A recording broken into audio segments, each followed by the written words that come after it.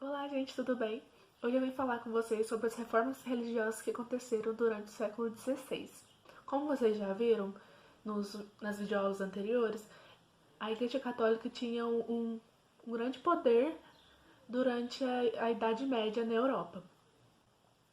Mas por que essa crise da Igreja Católica aconteceu?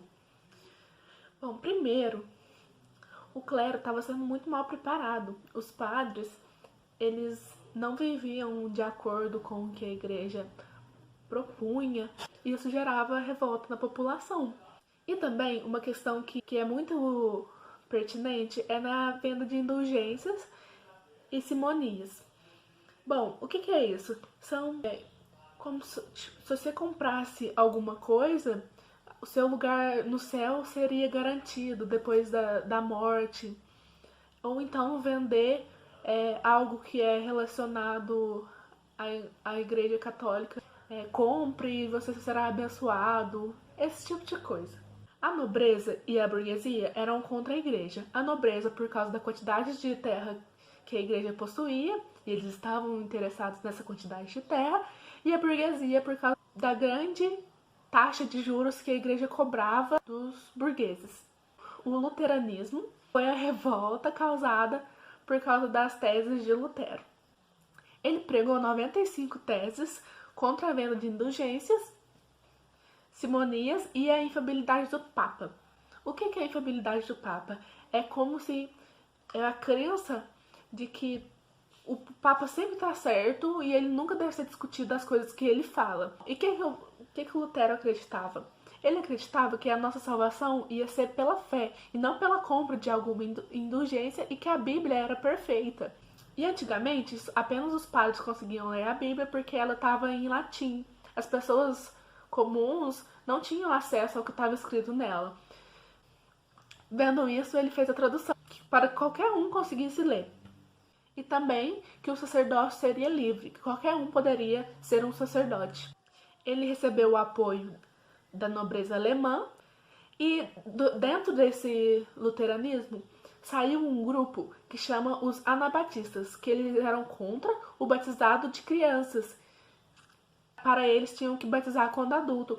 E esse grupo, ele é mais radical. E eles tinham um viés bastante político e crítico também, não era só uma questão religiosa. Eles pregavam a igualdade, e o Lutero não era a favor deles.